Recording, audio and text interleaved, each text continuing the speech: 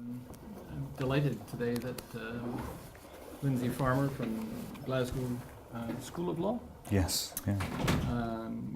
has joined us. He's one of those interesting people who teaches criminal law, writes about legal theory, and also writes about legal history.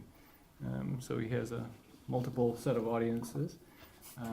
His book in 1997 was one of the most interesting things I've read on Scots criminal law, certainly, but on criminal law generally, because it attempted to make both the theory and the history a means of being inquisitive about the nature of criminal law in general, and such basic ideas as jurisdiction, which he explored in a variety of ways, metaphorically as well as literally in the geography of the law, but also for many other reasons as well. And he's now embarked on a collective, large project associating heavily with philosophers, which I guess is all right. Thinking about the nature of criminalization generally and criminal law. And in the course of that, he has been thinking about thought and speech crimes like sedition, which is what he's chosen to talk to us about today. So with no further ado, I will say how pleased we are to have you here with us and ask you to talk to us about sedition. Okay, well, thank you. Thanks very much, and thanks to you for coming this afternoon. Thanks also to Francois for setting this up and arranging it. As Professor Hay has said, this is part of a larger project, which is a work that I've been involved in with philosophers, looking at the basis for a normative theory of criminalization.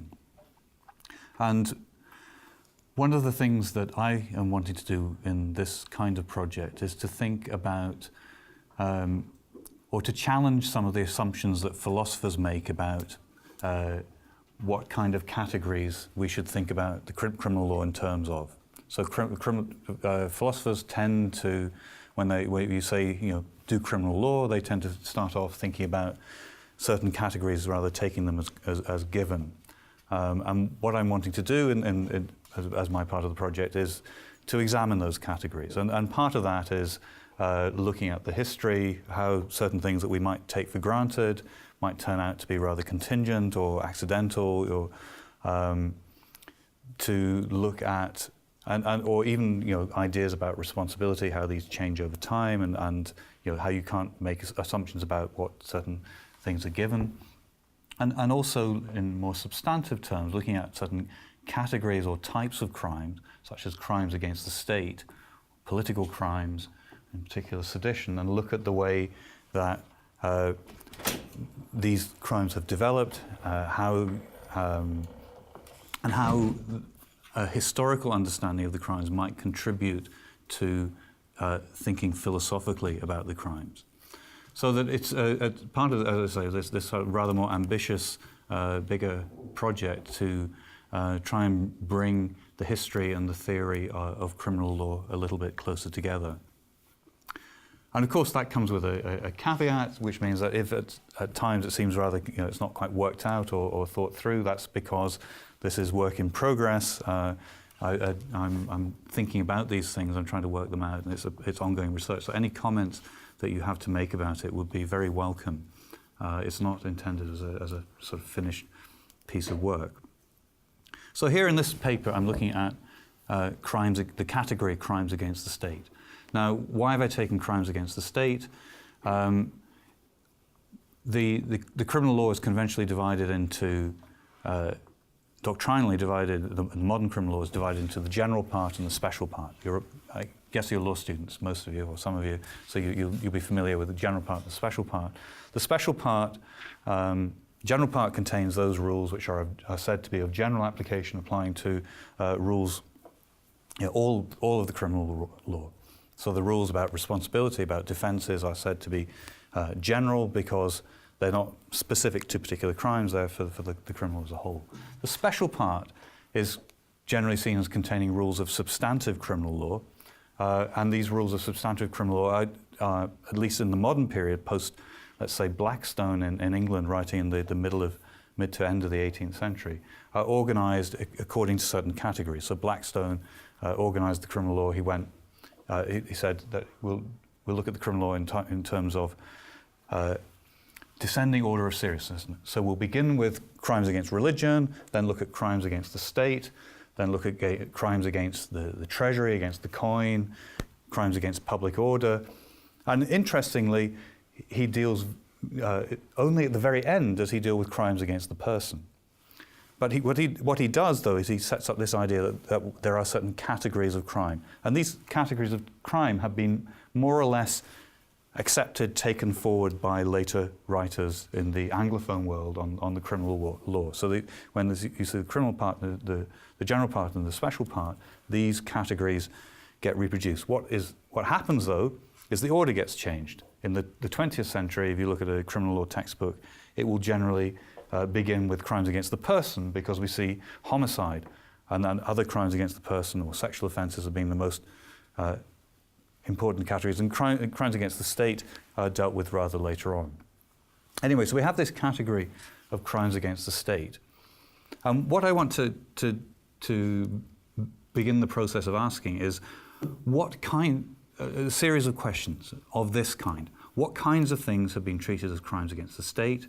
How has the criminalization of these kinds of things been justified at particular points in time? How has the definition changed over time?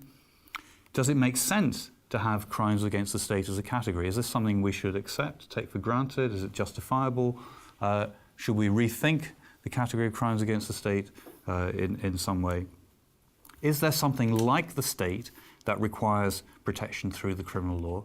Or what aspects of the state is it that we're trying to protect through criminal law? So are we protecting the state as, if you like, as a set of institutions? So what we want to do is to protect the patrimony of the state, the pipelines, the hardware, the motorways, the roads, the infrastructure. Or is it that we're trying to protect an idea of the state, something that is perhaps more abstract about a kind of social bond? Is this what crimes against the state are directed at? How we conceive of the state, or the relationship between the state and the criminal law, will then affect how we think what we think we ought to criminalize. Is it that we're trying to protect something like democracy, and if that's the case, how might criminal law be involved in protecting something like that? Is criminal law the right instrument for protecting something like that? So this is a kind of general overview introduction, the idea being to give you a sort of sense of the kind of questions that I'm trying to point this sort of investigation towards. Now, what I've done in the paper here is an initial start at this kind of project, looking at the crime of sedition. Now, the crime of sedition is an interesting example to look at. It's an old crime. It's related at one extreme to the idea of crimes such as treason, at the other extreme to less serious but distinct forms of crime, word crime, speech crime, such as blasphemy. The crime of sedition really came to prominence with the emergence of modern forms of politics. The crime of sedition, seditious libel was prosecuted throughout the 18th century in England as a form of misdemeanor.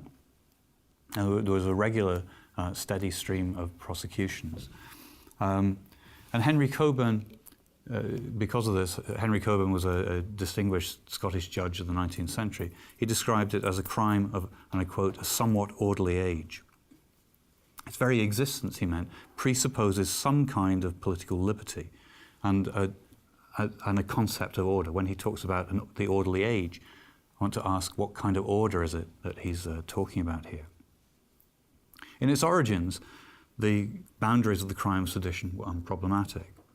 Treason, sedition, blasphemy were all part of the arsenal of crimes that were used to police political and religious allegiance. crimes against religion and the state were virtually indistinguishable, either in terms of the threat they were understood to pose to establish order, their mode of commission, or in their justification. They were primarily focused on conduct, but the word was understood in most cases as a deed, and prosecution for certain kinds of speech or publication was accordingly unproblematic. Problems arose in the modern period, in part because of the emergence of new spaces and forms of politics, but also because of a pulling apart of word and deed in the conception of the crime. This change came about in the period, particularly in the 1790s, as the authorities fell back on the crime of sedition as a means of suppressing dissent and political unrest in the immediate wake of the French Revolution. But its use in this context required a broadening of the definition of the crime, pulling it away from its origins as a form of treason. Seditious language could no longer be understood in absolute terms as an attack on the state, but in terms of its tendency to lead to further action which might undermine the state. And the same thing was true of other crimes such as blasphemy, which came to be understood not in terms of an insult to the supreme God, but as a crime which had a tendency to weaken and undermine the foundation on which all human laws must rest. The changes in the 1790s made possible the conviction of certain prominent radicals such as Thomas Paine or Thomas Muir in Scotland, but in doing so created problems for the future use of the crime. Now in the paper here I look at the crime of sedition in Scotland, and I think this is in part because that's my background. I'm from Glasgow, and this is what I'm familiar with. And I apologise. It's not Canadian law, but I think there's both parallels and differences, and the parallels and differences are of interest, of significance to us here. The main difference is that sedition in Scotland is interesting because it had not been prosecuted throughout the 18th century. So unlike in England, where seditious libel had been used more regularly throughout the 18th century, the Scottish courts in 1790 took it upon themselves more or less to invent the crime of sedition. So inventing the crime of sedition in this way, they were also required, and the treatise writers of the period were required to reflect on the origins of the crime, what could justify the use of the crime in these circumstances. So there's a kind of overt reflection on the crime in Scotland in this period, which makes it a kind of interesting case study for us. But then I think there are clear parallels. The invention and use of sedition in Scotland in the period in the 1790s and subsequently also parallels the structure, the use of the crime in England, Canada, Australia, and other places throughout the 19th and early part of the 20th century. So that while it might appear to be kind of rather obscure, is in fact part of this kind of general move in the common law world in terms of the way that sedition was actually used. So what I'm going to do here is first of all give a general overview of the crime of sedition, the use of the crime of sedition in Scotland. I'll then go on to look at some specific issues, depending on focusing mainly on the definition of the crime and the way that the treatise writers tried to make sense and justify the use of sedition in this period. And I'll then conclude by trying to pull back from that and draw some more general conclusions about the use of sedition and crimes, the broader category of crimes against the state. So, the Scottish sedition trials then of 1793 to 4. When James Tytler was charged with the crime of sedition before the High Court of Justiciary in Edinburgh in January 1793, this was the first time that anyone had directly been charged with the crime of sedition in Scots law. There had been earlier trials where the word sedition had been used in the charge, but this had usually been used to describe conduct that was linked to an allegation of some form of treason. Equally, there were a number of statutes of the Scottish Parliament that had used the term, but it was not clear that sedition was intended as a distinct offence.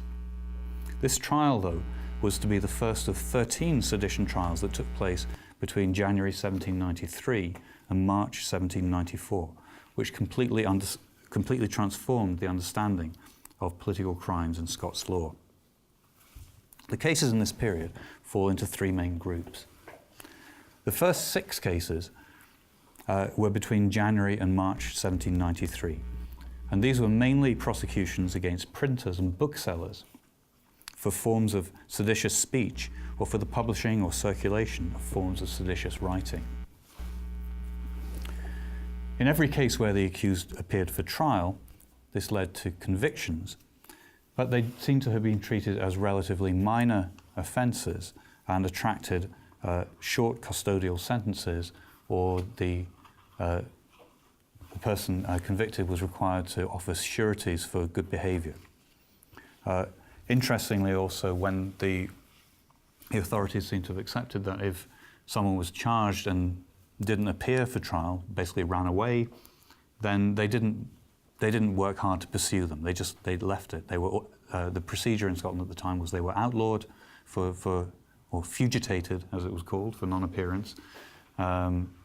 They weren't pursued. They left Scotland, went to England or sometimes to France, as indeed Tom Paine did when he was tried in London in 1792. There was no active attempt to pursue them, and they would be pardoned shortly, after a short period of time. All right, the concern was simply to get past the kind of immediate political crisis, if you like. There was a qualitative change, though, with the trial of Thomas Muir in August 1793. Muir was a young advocate who was a founder member of the Scottish Society for the Friends of the People, advocating parliamentary reform and extension of the franchise. He had attended a series of meetings at which he'd made speeches and read from Thomas Paine's The Rights of Man, a work which had shortly before this been found to be seditious. Tom Paine had been tried for seditious libel in London in 1792. So it was, to some extent, a provocation on Thomas Muir's part to be reading passages out of this book to political meetings in Scotland. He was charged with sedition. He declined the offer of legal assistance. He was an advocate. He defended himself. And he used the occasion to make political speeches, to restate his political convictions, and arguing, as many radicals did in the trials of this period, that he was defending the Constitution and liberty rather than attacking them. And that he was the real defender. There's a kind of move that you find commonly in political trials through the ages. He was the real defender of liberty. He was convicted, which is perhaps not surprising, but what caught people off guard a little bit, even those people who thought that Thomas Muir should have been prosecuted for sedition, was that he was sentenced to 14 years transportation in Australia. A very heavy sentence. And this set the pattern for the succeeding trials. In September 1793, Thomas Fish Palmer was tried in Perth on a charge of having written and printed and circulated seditious writing. He was convicted and transported for 7 years. There was then a third group of cases between January and March of 1794. There were 4 trials prosecuting members of the British Convention. They were called William Skirving, Maurice Margaret, James Gerard, and Charles Sinclair. Again, they were all convicted, and like Muir, was sentenced to 14 years transportation. Not only because of the clear determination of the authorities to secure conviction in these cases, but because they came in the wake of similar prosecutions, though for treason, of members of the British Convention in England. Now, the sedition trials were controversial for a number of reasons. Politically, the trials have to be seen in the context of wider radical agitation in Britain in the wake of the French Revolution. There had, by 1793, already been a number of trials for seditious libel in England. The crime, along with high treason, was seen as one of the principal weapons in the fight against radical activity, notwithstanding changes made by Fox's Libel Act in 1792. The Scottish authorities were worried about the spread of radicalism which has been suggested may have been more intense than in England. So the use of sedition charges was normal in the wider case of the UK. It was normal in England, but it was novel in Scotland. And the courts were accordingly determined to demonstrate that they could do this properly, that the crime of sedition could be used in Scotland, that they could enforce it in a way that was just as effective, if not more effective, and more legitimate than the way it was being used in England. Now, because it was claimed that sedition was a crime at common law and not a crime at statute, it meant that crimes had to be tried before the High Court of Justiciary. Can I interject? Yes. Scots common law, right? Scots common law, sorry. Scots common law. It was tried before the High Court of Justiciary. And the reason for this was that the High Court of Justiciary in the period claimed it had a residual right to criminalise, to declare to be criminal any act which wasn't criminal, recognised as criminal by the law already, either by statute or by Scots common law. So they were kind of covering themselves by having these crimes tried in the High Court. So if the legal status, the relevancy of the charge was challenged, they could declare that sedition was a crime of common law, and they had a proper legal basis for doing this. Because it was tried in the High Court, it also meant that, in contrast to England, where it was tried as a misdemeanour, and generally speaking, the penalties for seditious libel were quite were not as serious. The High Court, if something was tried at common law, had unlimited sentencing powers short of death, short of condemning somebody to death. So what we see is, because it was tried at common law, the courts didn't have to rely on any statutory authority giving them powers to punish. They had a common law power to punish, which was what permitted these heavy sentences in the case of what came to be known as the Scottish martyrs. There were two particular issues that arose in the context of the sedition trials. One concerned the jury, or jury packing, and this was also an issue in many of the English sedition trials of the period, leading to one of Bentham's famous pamphlets on the art of jury packing. And the other issue was the behaviour of the judges in these sedition trials. So the juries, first of all, in Scotland, the jury then and now was a jury of 15. The procedure for selecting juries was that the sheriff clerk of the relevant counties would submit a list of 45 names from amongst the eligible citizens who met the property qualification. And those 45 would be required to appear in court at the start of the trial, and the senior presiding judge would select 15 without challenge from the defence. And of course, what happened was the 45 were selected from amongst the Tory supporters in the county, and when they appeared in court, the judge would then handpick the jury that was most likely to be secure a conviction. Interestingly, in one of the cases, there was one of the jury members who was a Tory supporter tried to recuse himself on the grounds that he'd made some political speech at which he'd already publicly condemned the person who was on trial, but the presiding judge refused to accept this as a reason for recusing him from the trial, and he was required to sit on the jury. This was criticised on the ground not only that it predetermined the outcome of the trial, but also that it encouraged factionalism in the courtroom, and thus it was actually more divisive than having a balanced jury, and it's even securing a conviction. But the greatest criticisms were reserved for the presiding judge in the trial, who was a man called Robert McQueen, Lord Justice Clerk Braxfield. And Braxfield is kind of notorious in Scots law, not just for his conduct in the sedition trials, but more generally. He was described, this is from Lord Coburn's account of the sedition trials. He said, Braxfield was a profound practical lawyer and a powerful man, coarse and illiterate, of debauched habits and grosser talk than suited the taste even of his gross generation, utterly devoid of judicial decorum. So he's not sparing anything there. He was kind of notorious because he apparently would say in kind of informal conversation, bring me the prisoner and I'll find you the law. He was also, for those of you who read novels, he was allegedly the model for Robert Louis Stevenson's character in Weir of Hermiston, the judge who condemns his own son to death. So he's very much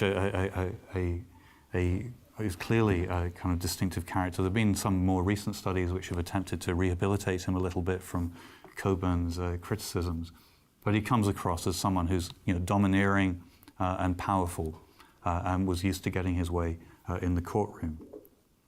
Coburn criticised him because he said, his blamableness in these trials far exceeds that of his brethren. They were weak, he was strong. They were frightened, he was not. They followed, he, the head of the court, led. And it's very clear if you read any of the accounts of the trials, which you find in State Trials, in the State Trials series, his character comes over very clearly, both in making political statements, in dismissing certain kind of lines of questioning, and so on. So he very much set the tone in the courtroom, and he was sitting in all these sedition trials. All these things said, what's a curious feature of looking at the sedition trials, if you do look at the accounts of the trials, is that there is a kind of high degree of legal analysis. The prisoners were represented, if they chose to be. There was a lot of legal argument. There was a lot of cross-examination of witnesses. It wasn't a case of a straightforward kind of railroading of the prisoners. There was a kind of legalism around the trials. And so, which suggests that even on the part of the radicals, there was a kind of general commitment to the rule of law. So even as they protested the conduct of the particular trials, they were buying into the idea that the Constitution was the way of protecting liberty, and they were just arguing over the precise form of the Constitution. And of course that's good from my point of view, from the legal historian's point of view, because there's a lot of material to work with in the trials. There's a lot of very interesting discussion of the nature of the crime of sedition. And that's where I want to go next. I want to talk about how the crime of sedition was made. All right, how in the process of the trials and then the later reflection, examination of the trials in legal treatises, the crime of sedition was created, formalized in a certain way, how parameters were attempted to be drawn, how the definition developed. So I'm going to look at, I haven't got time to do everything that's in the written paper. The written paper is there for those of you who are interested. We're going to look in particular at the issue of definition and at the issue of the mens rea, the intention that was necessary for sedition. So on the screen behind, there is a handout, and these there's short extracts of some of the texts that I'm talking about here, just so that if I read them through quickly, you'll get an idea, if you look at that, of what I'm talking about. Can you read it from back then? Is everybody okay with that? I don't know, have you seen the paper, or are you... I know it was only circulated late. So it's okay. So, the definition of sedition. Now, this process, in a sense, really began in 1797, when what is the text, which is regarded as the foundational text of modern Scots criminal law, Baron Hume's Commentaries on the Law of Scotland Respecting Crimes, was published. He's called Baron Hume to distinguish him from David Hume, the philosopher. There's some confusion here. He was David Hume, the philosopher's nephew, and also called David Hume. So now Hume's text, published in 1797, was a conscious attempt to produce a systematic modern account of the criminal law, the first time this had been done. And to this end, he reviewed all decided cases and sources across the whole area of criminal law and criminal procedure. and adopted a kind of structure and organising categories that self-consciously mimicked that adopted by Blackstone's commentaries in England. There's a couple of noteworthy features of the book. First of all, Hume, like his uncle, was a Tory. I think Baron Hume was probably a slightly more extreme Tory than his uncle, or less measured, if you like. And the text, the commentaries attracted criticism from some of the Edinburgh Review Whigs for his defence in his account of the criminal law of the established order. And this was nowhere starker than in relation to the crime of sedition. Again, Lord Cockburn, who was his best-known critic, suggested in a review of the 4th edition that Hume had undertaken the work principally to vindicate Scots law in the face of its critics. This is unlikely given the scale of the work. However, Hume did acknowledge in the preface that the criminal law of Scotland was falling in the esteem of the public. And the cause of this falling esteem was probably the overtly political use of the criminal law in the sedition trials. So Hume was concerned to defend Scots law against its critics. And secondly, Hume was keen to assert the independence of Scots criminal law. This was a period about 100 years after the union with England. The identity of Scots law had been preserved in the Union of England, but the 18th century had seen, particularly in the area of civil law, contract law, mercantile law, a gradual resort, a creeping influence of English law, and a gradual resort to the House of Lords, an appeal to the House of Lords in many cases, criminal and civil cases. And there was a concern amongst lawyers of Hume's generation that there was a kind of Anglicisation of Scots law going on. So he wanted to assert the national identity of Scots law as an independent national system. So it was another reason why it was important for him to establish that sedition was a separate known crime known to Scots law, and that Scots law could be effective in dealing with problems of order, political disorder which arose. So it's clear that while Hume had few doubts that the law was properly used, he struggles to identify clear principles which might define the proper use of the law, distinguish it from related offences. Earlier texts by writers such as Sir George Mackenzie had mentioned the crime, but largely treated it as a description of a class of crimes rather than a separate crime in its own right, and linked it to the presence of actual unrest or insurrection. This is the first quote that's up here. Mackenzie wrote the first edition was in the 1670s, 1699, the second edition. Sedition is a commotion of the people without authority, and if it be such as tends to the disturbing of government, it is treason, but if it only be raised on private account, it is called convocation of the lieges. So sedition there is used as a general descriptive term, saying it's either treason or it's a form of riot or convocation of the lieges, but it's not really seen as a distinct crime in its own right. Convocation of the lieges is equivalent to an assembly To a of riot. the rabble. A riot, assembly of the riot, yes. Okay. Riot was a separate crime in Scots law. So Hume, his first step was to explain why sedition amounted to a separate crime.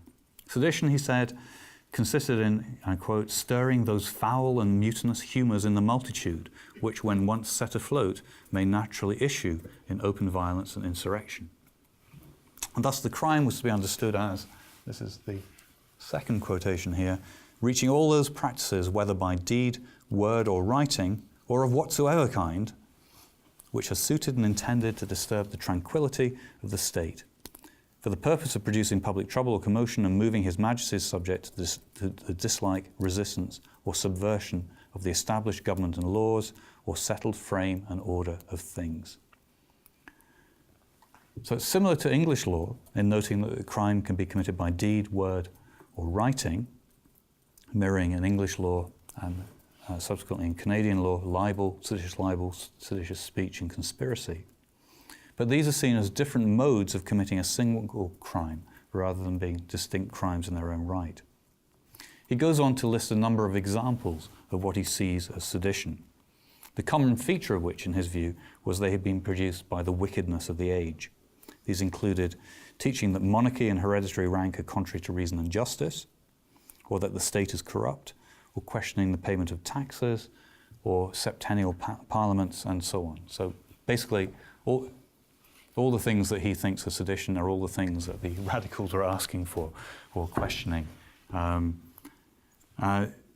What these practices, though, had in common, in Hume's view, was they, and again I quote, they exasperate the multitude and infect them with jealousy and dislike of the established order of the state, tending directly to a breach between sovereign and subject, and fill the realm with trouble and dissension. The essence of the crime, then, for Hume, was then seen in conduct which was suited or intended to disturb the relationship between sovereign and subject, and thus lead to unrest. Sedition was also a crime discussed at some length in a treatise published in 1811. This is Burnet's Criminal Law. This text is of particular interest because its author, Burnet, John Burnet, acted for the Crown in several trials in the 1790s. The text is less systematic in its ambition than Hume, but it does contain a robust account of crimes against the state and a defence of the common law in repressing seditious unrest.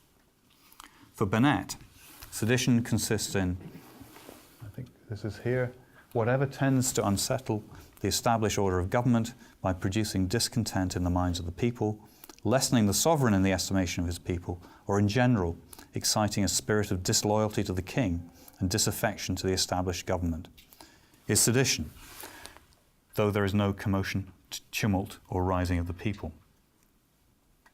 So what's interesting about this is, very much like Hume,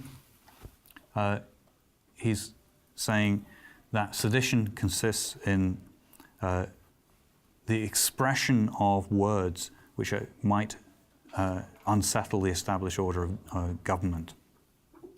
Okay, and like Hume, he's trying to pull it away from Mackenzie, who said that sedition is the actual uprising or insurrection.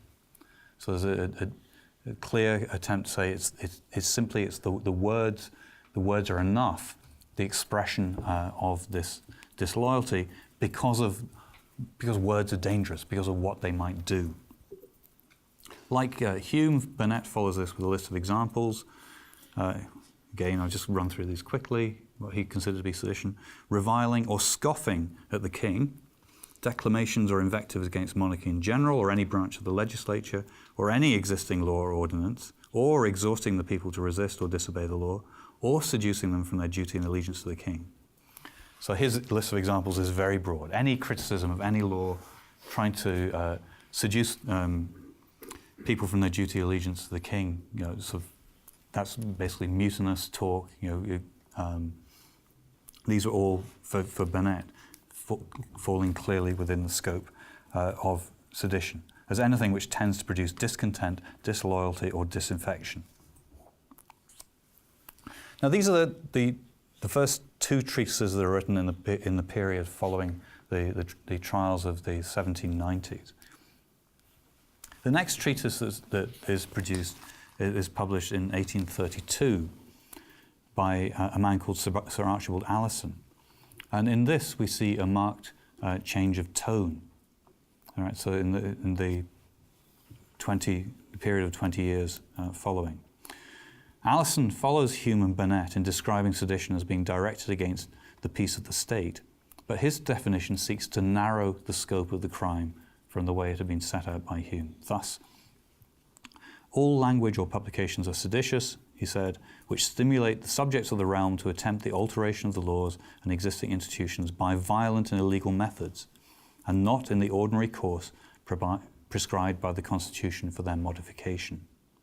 This narrows the object of sedition. Sedition is attempting to alter existing laws and institutions rather than attacking the sovereign, or simply mutinous talk, and so on. And it introduces, and this is important, the qualification that the crime does not consist in criticism as such, but the attainment of legitimate objects by violent or illegal means. So it's clear, it's written in 1832, the year of the Great Reform Act. So that he's accepting there are legitimate means of criticising the government, changing the constitution, It's the illegitimate means that become important for Alison. His emphasis was also on conduct or writings which were aimed at altering the laws of the Constitution by these means. So the importance of this was a narrowing of the kinds of conduct that amounted to sedition. And by talking about the aim, he also introduces a clearer focus on the necessary mens rea for the crime. There is nonetheless a kind of ambivalence in Alison, who is, while a staunch Tory, nonetheless expresses concern over the way the law was used in the 1790s, in particular the severe penalties. And Alison also stresses that the nature of sedition, and this becomes a feature of the later 19th century definitions, might depend on the circumstances. To publish seditious writings in a time of turmoil would justifiably lead to prosecution, but publishing the same thing in a period of calm would not open you to a charge of sedition. So he both narrows the scope of the crime while also defending the actions of the authorities in the 1790s. And it's also interesting to note an analogy he draws here between sedition and the crime of fire-raising or arson. It says, just as a person who scattered burning firebrands could not escape liability for the resulting fire, so too a person who scattered words which caused unrest could not avoid liability for sedition. And this can be contrasted with the analogy that was commonly used in the sedition trials of the trials themselves in the 1790s, where sedition was often referred to as poison. So what's the difference? That in sedition as poison in the 1790s was poisoning the minds of the multitude, all right? And the poison would be a longer term. It wouldn't necessarily produce immediate effects, but it would weaken the body politic because of these bad things that were circulating. By the 1830s, the focus was on the immediate political unrest that might follow. So the firebrand, the lighting of fire, and the public order consequences of making speeches to mass meetings and such like. So this analogy is actually revealing in terms of what it says about the conception of the crime of sedition. Now, I should skip on a little bit. Alison wrote in 1832, the modern definition of the crime of sedition was settled in Scotland by an 1848 case called James Cumming and others, which involved the prosecution of a group of Chartists for seditiously conspiring to alter the laws of the Constitution by forming a group called the National Guard and making seditious speeches at a number of public meetings. Here, the leading decision and what was taken to be the modern definition of the crime was given by Lord Justice Clerk Hope, who said, this is here, the last one on this sheet, the crime of sedition consists in willfully, unlawfully, mischievously, and in violation of the party's allegiance, and in breach of the peace and to the public danger, uttering language calculated to produce popular disaffection, disloyalty, resistance to lawful authority, or in more aggravated cases, violence and insurrection.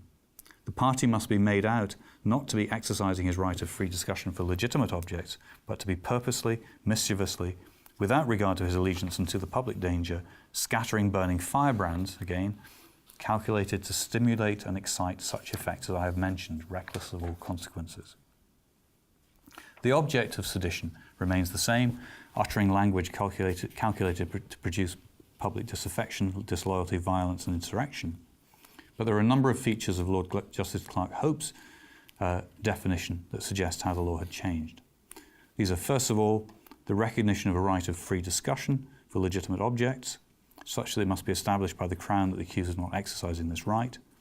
Second, there is the distinction between ordinary and aggravated cases of sedition, the aggravated cases being where actual violence is produced. And thirdly, there's more stress on intention, although it need not be an intention to produce unrest, but merely intentionally uttering the language, but where the language was of a seditious character. Okay, and there's a lot of discussion in this case over the precise nature of the intention that's required. What's produced is a so-called objective test of intention. So you intentionally speak, but if the language is of a seditious character, that will be enough to produce a conviction. There was also by this stage a recognition that sedition might be more circumstantial. That's to say that it did not depend on the language used as such, but on the context, and that the language or conduct which might be permissible under normal circumstances could become seditious in other conditions. Now, I've got a longer discussion in the paper there of mens rea, but I'm going to skip ahead so there's time for discussion and just kind of summarize what I argue there. What we see in these texts, the treatises, the later case, is that there's the replication of a general trend that can be observed in most common law jurisdictions. As the initial definition, and then a gradual domestication of the crime, attempting to make it more suitable to the changing political situation.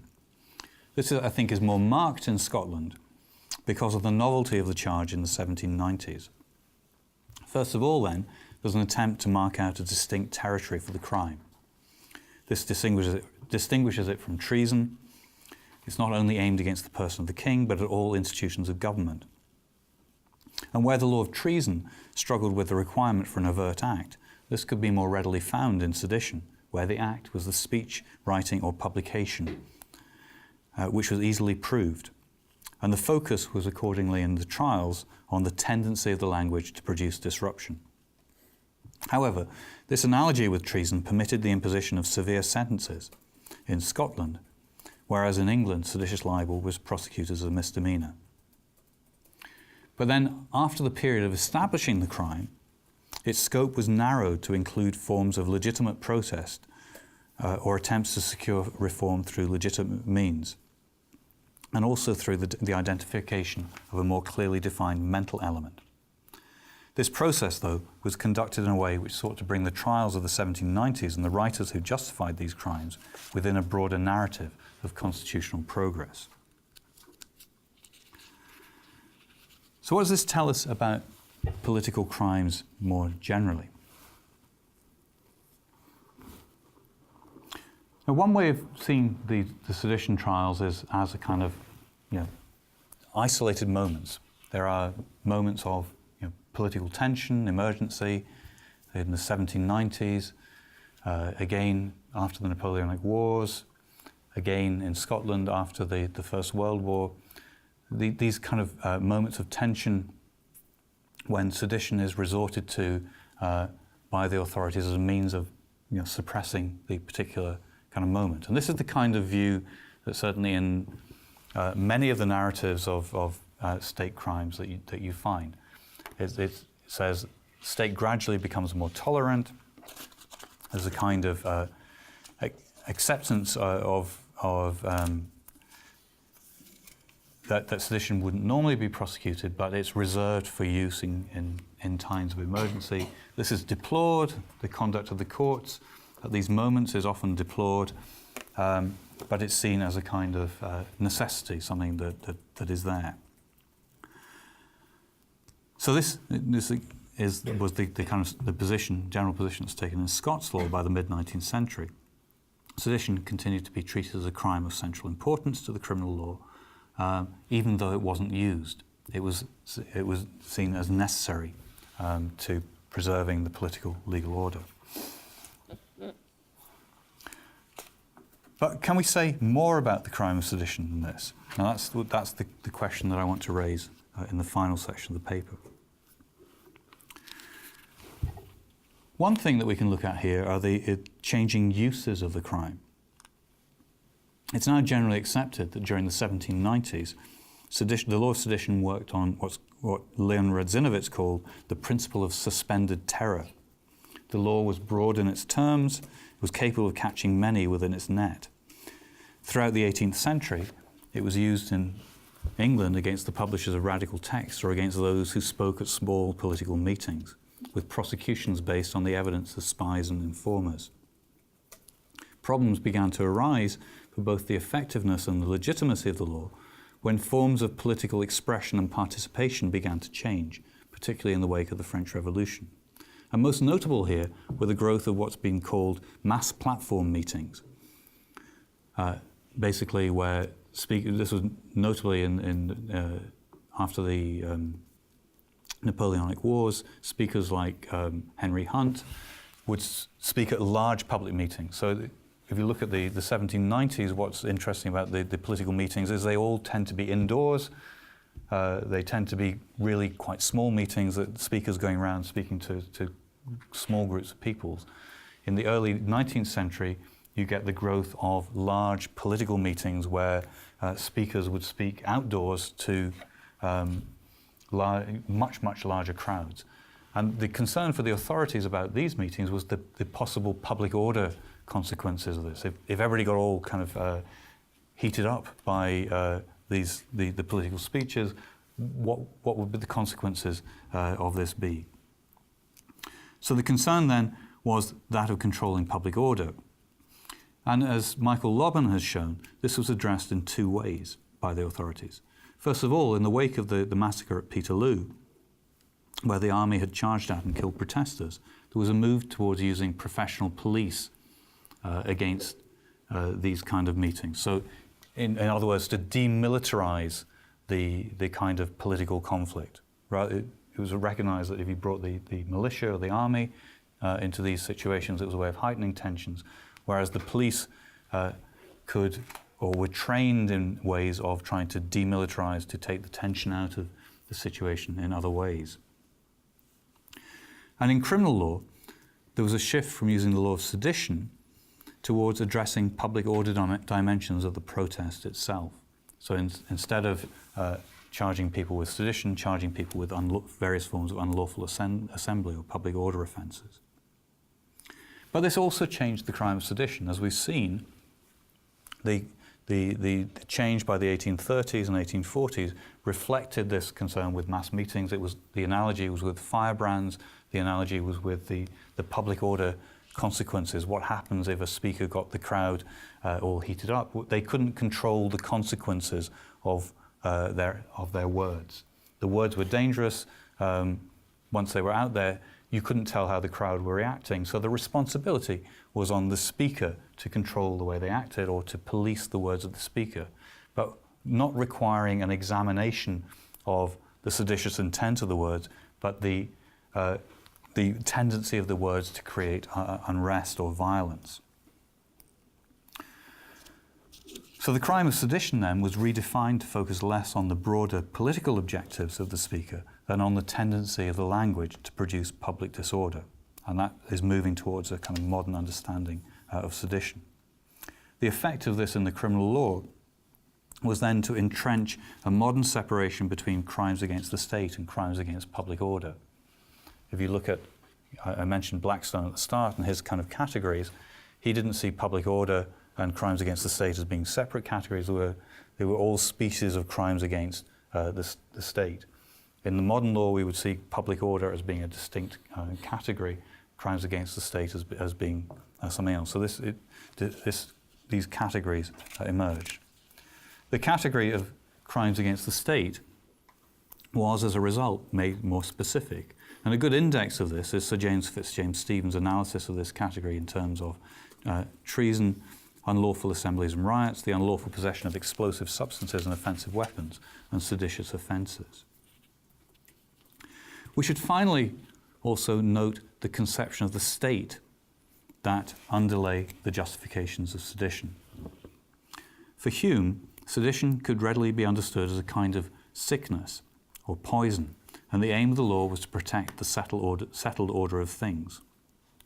But this view of sedition was based on an understanding of the state as a kind of personal bond of allegiance between sovereign and subject. But the subject in this allegiance did not possess any kind of agency. They were supposed to trust the sovereign and their representatives in government. This is clear, for example, in Hume's treatment of the people. For Hume, the multitude or the people represented a potential threat, but lacked agency. In all the discussions of sedition, what's clear is that something is done to the multitude by the person speaking the seditious language. This stirred the multitude into unrest. So they were, if you like, the multitude, if you like, were unable to resist this. They were seduced, or they were, for Hume, poisoned, or later so the multitude is not a political actor, as it were. They're a political object. Something is done to them, and the object of the crime of sedition is to protect the multitude against this. And there's a clear class element to this as well, because there's a kind of assumption here that the multitude, because they're not acting for themselves, that it's the educated people who should know better, who themselves have a responsibility to watch their language, not to speak in particular contexts where it's dangerous, not to rile the multitude up, to get them excited, to create violence. So political actors then are assumed to come from a different class, and were required to moderate their language, to act responsibility at times of unrest, so as not to disturb political order. What this suggests then is not merely that the crime of sedition is inconsistent with democracy, but more so that it's so deeply tied up with this model of political order and fear of the dangers of language that it's hard to see how it could be consistent with more modern understandings of the state. Okay, I'll stop there. Take any questions. Well, can I lead off Sure. as the privilege of being here? Chairing. Thank you very much. And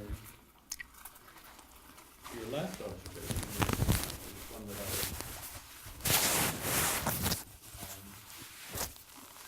I can see why sedition is useful in the 1790s, because it means that you don't have to try them for treason, which in the previous trials in England had been unsuccessful because juries had acquitted. So that might be one motive for coming up with a redefinition of sedition. And certainly that progression from all those sedition trials in both England and Scotland and also in Canada in that period shows the terrific importance of using such a device, and as you pointed out, it's replaced with really public order offences by the 19th century. But what about sedition trials later than that? Right. I mean, we had a lot of sedition trials after the 1919 Winnipeg General Strike here in Canada, for example, including of some Scots immigrants who were considered aliens as a result. And there were a few in England, I know. I don't know. And you mentioned one or two in Scotland when we were chatting at lunch. I mean, is sedition still a useful charge? And is it, again, as in 1919 in Winnipeg, a case where firebrands were being tossed into an inflammatory situation of returned soldiers who might try to bring about a socialist or communist insurrection? I mean, you seem to dismiss it as no longer having a place in modern society. Well, I think there's two different versions of two different potential versions of that. One version is something like this. So Canadian law, as you know, is based on the Criminal Code of 1892, which is in turn based on Sir James Stephen's draft code of 1879 in England. Now, if you look at Stephen, he actually he kind of cleans up sedition, as it were, but he also kind of adds categories to sedition. It's kind of interesting. So that if in his general view, made a note here. He has a list of things which are possible treason. I didn't have time to put this into the paper. So this is his list: bring into hatred or contempt or excite disaffection against. And here this is the list: the person of Her Majesty, the government or constitution of the UK, either House of Parliament, the administration of justice, or to excite Her Majesty's subjects to attempt, other than by lawful means, the alteration of any matter of church and state by law established, or to incite any person to commit any crime and disturbance of the peace, or to raise discontent and disaffection amongst the Majesty's subjects, or to promote feelings of ill will and hostility between different classes of such subjects. And this last one is really interesting because that's the introduction, the class, the dimension of classing. And this is the kind of version of sedition that is then in the Canadian Code and so on. So actually, what he does, instead of trimming down the categories of sedition, he actually expands them. In fact, the class one is one of the ones used in 1990. Okay, right. So I think then I think there's the same model of government, which perhaps, or the state, which underlies that, which is, that there is the working class there, and you have to kind of treat them with care, but you certainly don't treat them as being kind of responsible agents or actors. So that I think is one possibility, and I think that although that's not in this account, it would fit with that account. The more problematic version, the kind of move that's been made in some jurisdictions is in England and Scotland recently, sedition has been abolished. This is one of the reasons why I started looking at sedition in the first place, because it was actually the first time that a crime had actually been abolished for quite a while. And sedition was abolished. In Australia, though, which again has inherited some version of Stevens' draft criminal code in some of its states, there was a discussion, the law reform body looked at it and made a slightly different move, because they actually said that we should retain sedition, but we should limit it only to direct inciting of violence. So it's not in a sense it became unrelated to the state altogether. It was just inciting violence, and then of course the point was made after that. So I think it was in 2005 there was a law which made that change, and the point was made after that saying, well, if it's just inciting violence, why call it sedition? And so they changed the name of it. There was kind of quite a lot of protest against that, and in the end the government changed the name. So sedition, it's interesting, but I think there's I think what needs to be developed in this account is also just I need to think more about the status of language and how language is conceived of as dangerous, and the kind of criminal law element of that also, which is the relationship between language and action, and how that's kind of thought about in terms of criminal law definition. That's where I would want to go with it. I suppose one quick analogy between 1919 and the 1790s is that they both follow worrisome revolutions elsewhere in the world. The French Revolution, in the first case, the Russian Revolution, etc. Yeah. Well, yes, I mean certainly that would explains the anxiety. Excuse me, you have to talk into the microphone. Recording, sorry. Oh, sorry, no. Can you pass around as well? If there's going to be questions, yeah.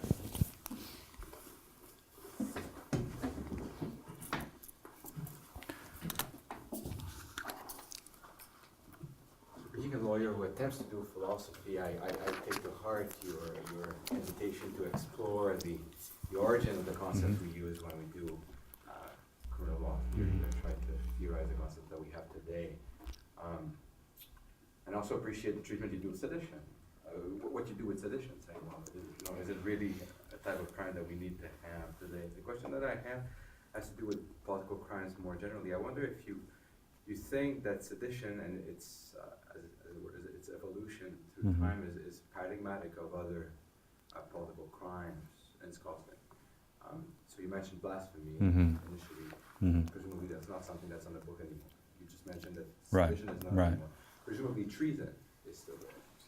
Yeah. Now, and so far as sedition is not so much a crime of result, but a tendency. But it's really of the same family. You're ready to bring the same claim that you made about treason, about its relevance today.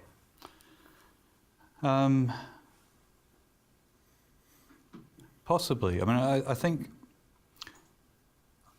Well, there's two aspects to this. I mean, I think one thing is that sedition is a particularly interesting historical example, precisely because the life and death of sedition, all takes place within the kind of historical period that I'm interested in. So it's in a sense sort of paradigmatically a modern crime. It emerges with the modern political order. It's an attempt to regulate political speech in certain ways, and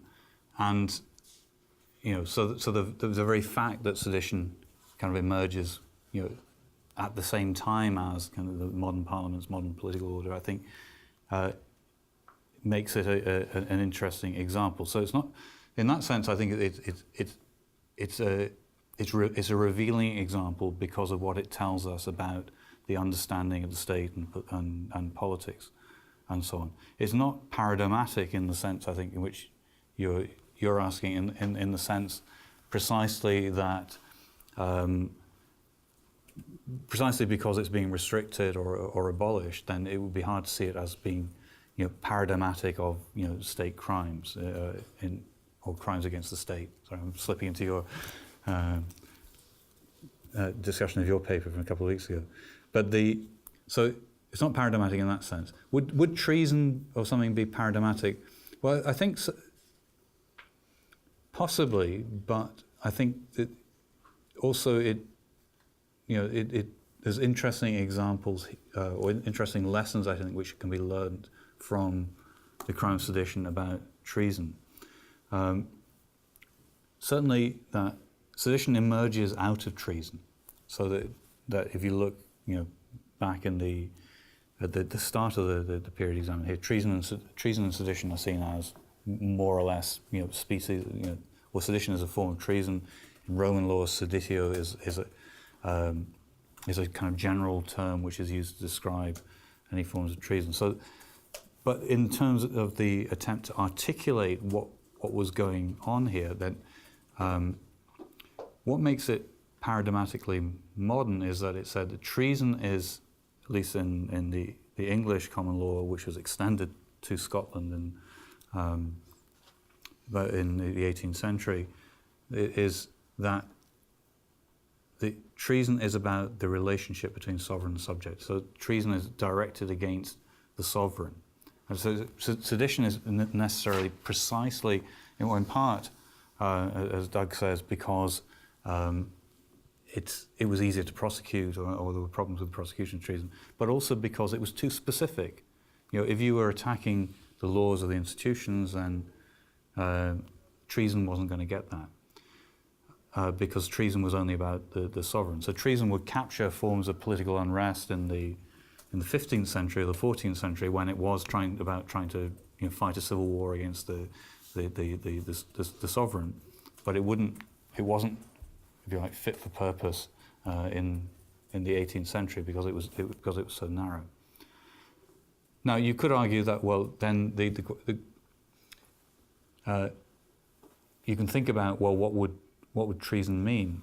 But I think it's interesting that, for example, in things like Young J. Lee's attempt to kind of resuscitate treason, this is a work on criminal law theory that's argued that a crime of treason is justifiable and necessary. He actually it puts a lot of stress on loyalty and on sort of usurpation. I think he uses the term usurpation of the kind of loyalty towards the community. That's precisely the language that's used in some of the kind of discussion of the justification of sedition. That sets alarm bells ringing for me, in that we have to be, and in this sense, the language is both revealing and possibly dangerous, and that there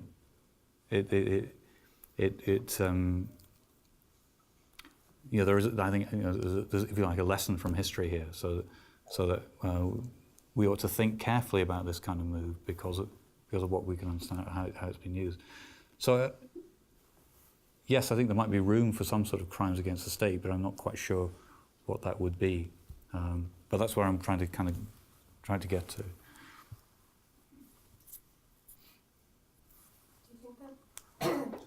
Do you think that the focus of the state has shifted more towards crimes against public order, like conspiracy to riot, things like this, like as the state has become more established? That's just like a different strategy.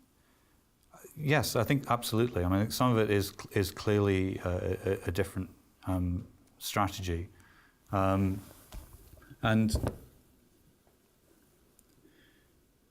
I mean that's not innocent either. I mean,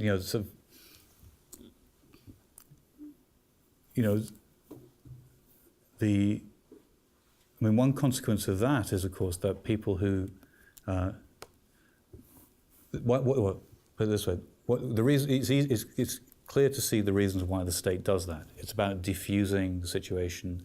You would police these kind of big gatherings, big crowds differently. You would, and instead of having a trial where there would be a focus on, I say I'm defending the British Constitution, but the Crown says no, you're attacking it, and you can have this kind of political debate in the courtroom. Instead of that, you'd say, were you causing unrest at the time? Were you, and so it takes the political out of it, and of course that also creates problems for political activists because it denies them the platform, if you like, that they want. So you can see how it has been a kind of successful tactic. Now, it may be that that points to the fact that we don't need a category of crimes against the state or something anymore. I mean, what are we trying to protect there? Unless it's something like protecting the infrastructure of the state in some way. But that's clearly the move that you see in terms of the way that these things are policed, and for those reasons, it's trying to avoid the kind of the big trial. These kind of political trials are risky events. You can't guarantee, unless you make it a show trial, which it usually isn't. You can't guarantee the outcome, and particularly if juries are involved, then it's a risk. And I think that's another reason why we don't see many treason trials. It's not that people don't do acts that would potentially fall within the scope of treason. It's just that it's much easier to charge somebody with stealing something rather than charge them with stealing a state secret or something similar. We have to wait for the microphone. Yes. This is Professor It's a long way, Ellis. Yes, I met him. Yes, Thank you. I would like to return to the last part of your paper, in particular to a point on which Professor Hay already toured, because you say that a crime of sedition is hardly consistent with more modern understandings of the state, but I wonder which are the more modern understandings of the state, because if you mean that modern states are less interested in public order and limiting possible sources of public disorder, well,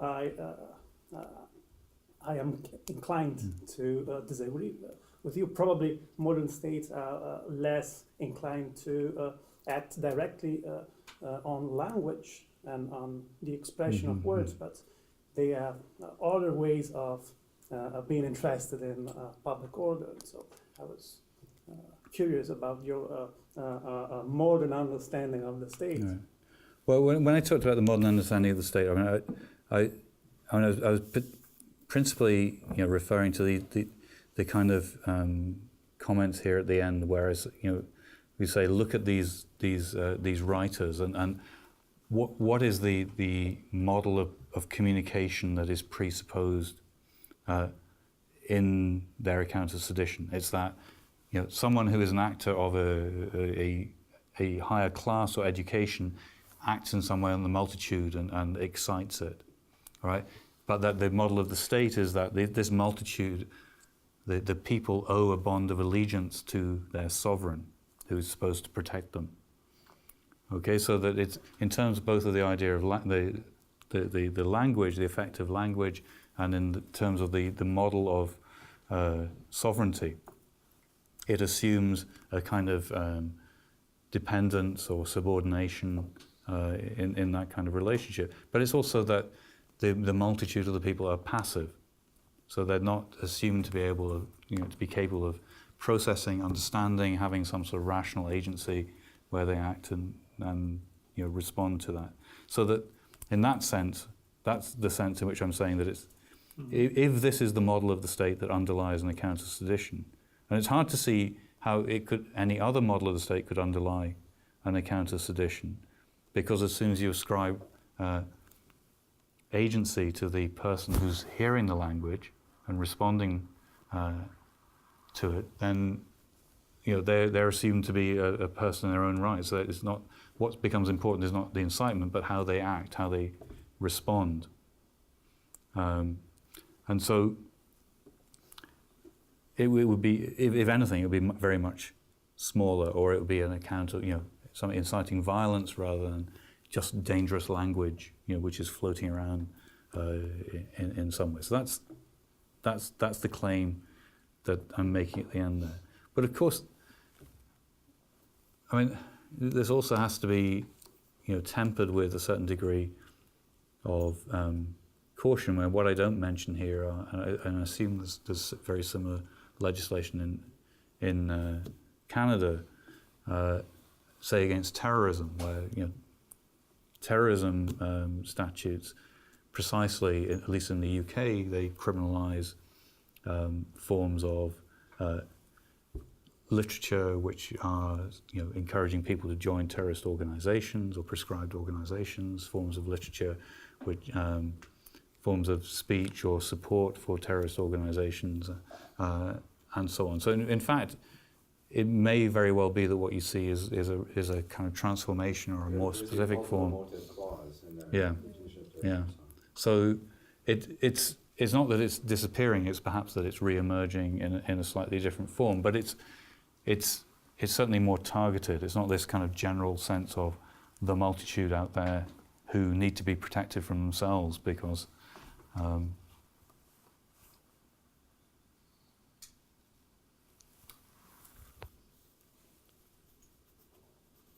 Thought I saw a hand. Oh, yeah. Well, I have more of a comment. I'm gonna pass down Yeah, the sure. mic. Oh, you have to get Pass down the. mic. Sorry, it makes it a bit clumsy. So you can't just drop something into the conversation. You have to.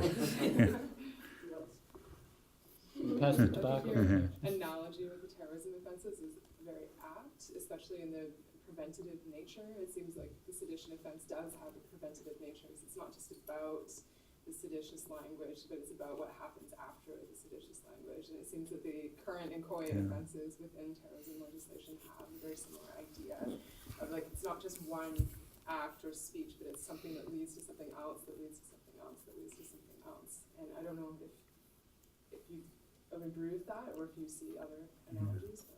No, I think I absolutely agree with that. I probably need to think a little bit more about that. It's a very good point, how it is a kind of preventive offence.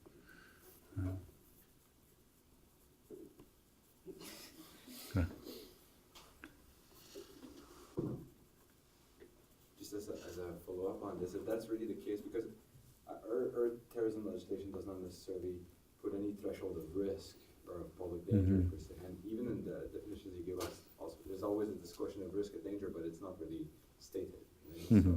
So the question with our legislation and these inchoate offences, are we actually going back to the mens rea as being the intent as being the driving factor here, as opposed to the possible consequences themselves? Of course, they're stated, but sometimes it might be so remote that they don't really matter. The question I had is, it's probably not, it probably has not come to light in the UK as much as it has on this side of the Atlantic, because we have bills of rights. And here I'm mostly thinking about the US Supreme Court jurisprudence on free speech, which makes a clear exception for seditious speech, right? and fighting words, right? And still today the courts constantly re-emphasize this. They don't try people for sedition in the US, Right. but it's still very much part of the public discourse. In the mirror image, the court trying to assess how far they can or they ought to protect individual sphere of autonomy, as it were. that somehow shows a bit of a discrepancy in the kind of popularity. Well, I have to confess a certain ignorance here, but and there may be other people here who know more about the US than I do. My understanding is that the US Constitution, when it was written, precisely because of the use of seditious libel against people, the radicals in England, was clear that sedition should not be a crime. That said, though, even in my very kind of cursory looking, I've found a number of quite large sedition cases in the US, and so that while it may not be a crime at federal level, it seems that it may have been a crime at state level. I don't know exactly how this happened, and I came certainly across one case in 1945 when there was a mass prosecution of Nazi sympathizers in the US for sedition. Again, other people might know more about this than I do. So that I think there's a gap between the ideal of the US as being kind of opposed to sedition and probably the reality. I don't know if this needs to be recorded or. Of course, I don't feel it's that weighty, but okay. In any event, thank you. No, I was just going to say about the federal Constitution and the Bill of Rights. My understanding is that pretty much every one of the original 10 amendments has been made applicable to the states through the 14th Amendment Equal Protection Clause, except for, I think, the grand jury protections or some of those. So I think in say 1945 or earlier, that might not have happened yet, but I think by the end of the 20th century, it would be applicable at all levels of. Okay. Yeah, just a comment. All right.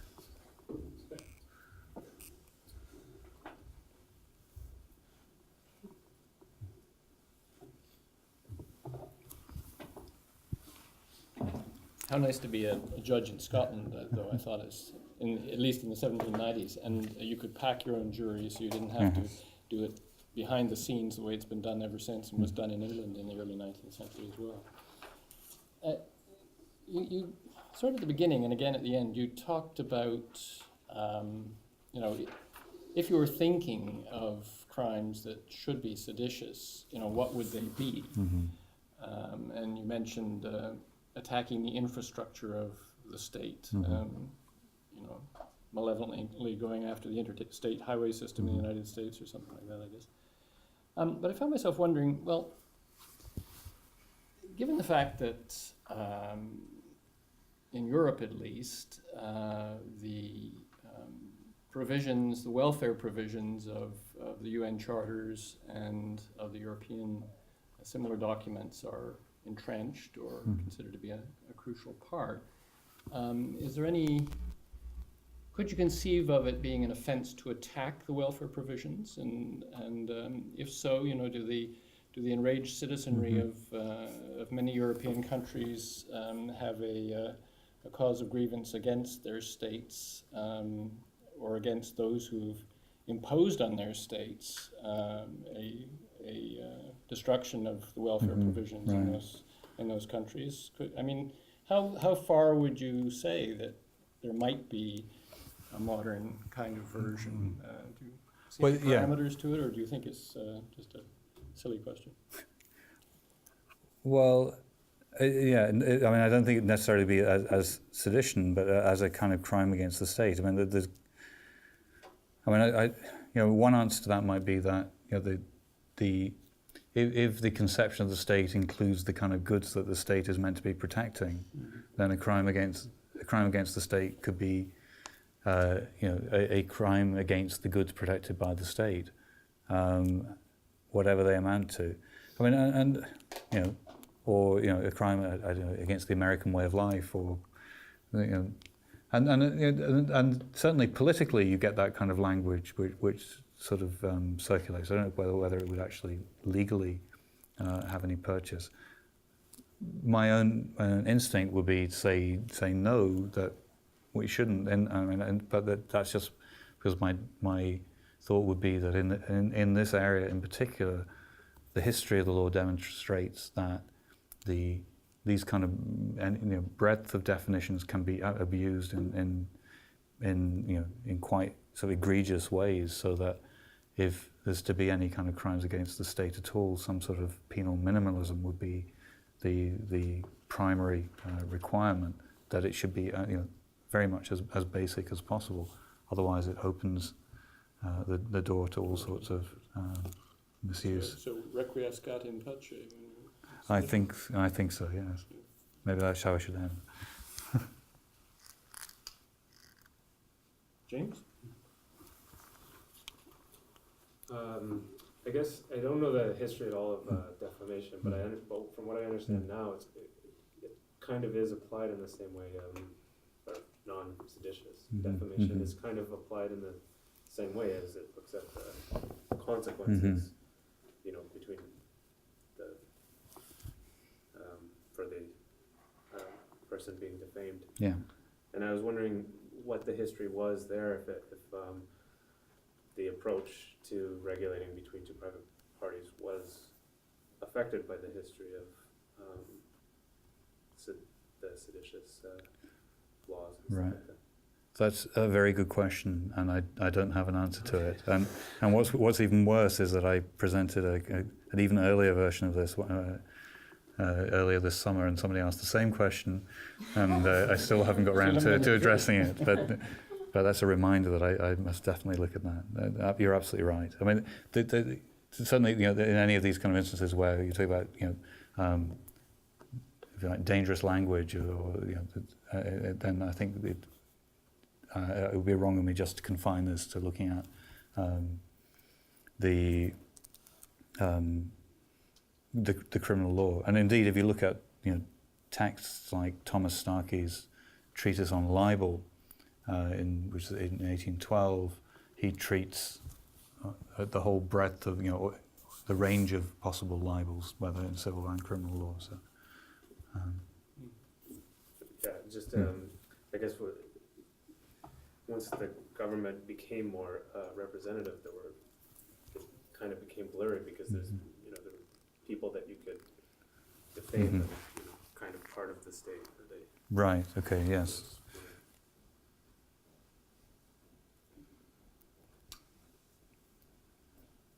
Well, we've kept you on the stand for quite a while now. Okay. So I think we can continue the conversation after the break, because we'll be looking at emergency legislation and stuff like that. And you kindly agreed to stay. Yeah. Just leaves it up to me to thank you very much for coming. Delighted that you're in town. Professor Farmer's visiting at the University of Toronto Law School. I don't know how they got to him first, but so we at least got him up here today, and we hope you return soon. Thank you very much. Thank you. Thank you very much indeed.